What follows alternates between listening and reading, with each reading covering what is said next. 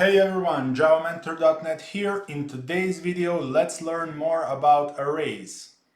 So, up until now, we learned that we can define some variable, for example, int amount spent today, and let's say that I spent $100 today.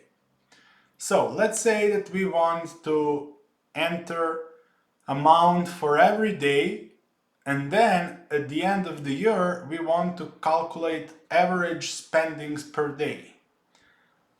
So the point is, inside this variable, you can put only one data about one day. We need some structure which can hold multiple numbers. So we can put one number, then for the day 2 it's another number, and so on and so on. You see, we need two variables now to put two numbers. We need some data structure that can hold multiple numbers.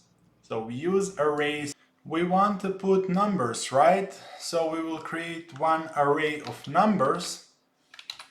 We will give that array of numbers name spendings. And then, using the keyword new, we will create new array, right? There are two main ways how to create array. There are many others, but those two are fundamental two ways. First way is to say something like this, and this means that this is array, so those brackets are telling you this is array. This is telling you what you can put inside of that array. So it's an array of numbers. You cannot put string in that array. And this number is telling you you can put no more than 10 elements. So 10 elements is a maximum for this array. You cannot put 20 numbers here. Another way to create array is like this.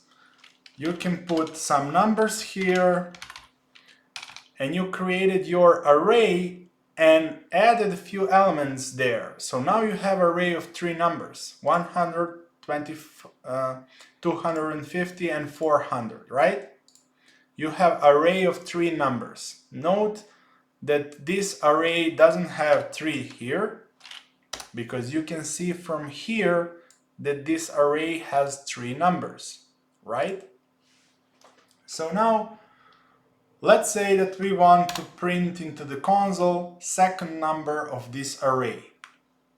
System out print line. We need spendings, and we need somehow just to pick one number, right? And that's using those weird array brackets. And we will say, okay, we want second number from the array, so let's tell that with number 2. And you will be surprised because you will get third number. And this is not a surprise at all, because counting in majority of programming languages, I would say, but in Java is that's for sure, is starting from 0. So first element has 0, let's call it counter, this is called index. First element has 0 index. The second element has index 1, and so on and so on. So if you wanted second element, we need element with index 1. If we say run, that's fine.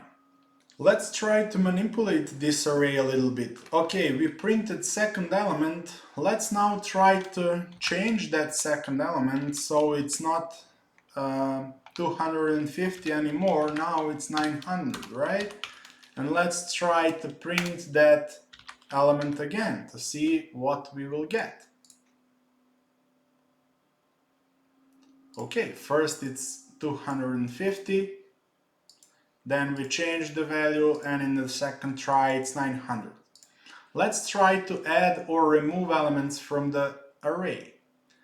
Well, now that's a problem with arrays, because arrays have fixed size. So you created an array of 3 numbers, you cannot add fourth number, and you cannot delete the number from the array. You can just replace them. There is another structure that can help you with these things. So arrays are good if you only have numbers and you need to manipulate them, print them, calculate average, sum, whatever. But if you need to add or remove numbers, arrays are not the best at that thing. There is another structure that's suitable for this adding, removing things, and it's called list. And we will learn about that list and array list and everything related in the following tutorials, but now I think we are still not ready for that. But let's just continue with arrays. Okay, we saw that we can create a list of, that we can create array of numbers, right? But can we create array of objects, array of persons? Sure, we can do that. Just instead of int, we should say person. And it's calling you for import here, control space here, persons, new person, and you can say I will have 5 persons in this array. And now you created an array of 5 persons. This array already have 5 elements. All 5 elements are null. That's a default.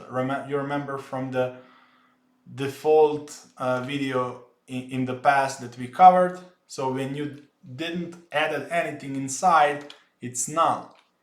If we created, for example, this way, array of numbers, and we said, and if we say, for example, here, I want array of 10 numbers, you already have 10 numbers inside, and every one of them is 0. Now it's up to you to replace third element with 100, fifth element with whatever, and so on and so on.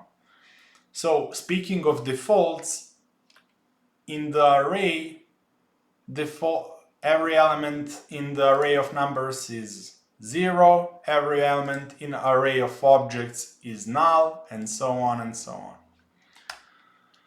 Now coming to the last part, how to calculate the average of this array spending. For calculating average, we will need for loop. We will learn about that for loop in the next video. Stay with us and see you in the next video.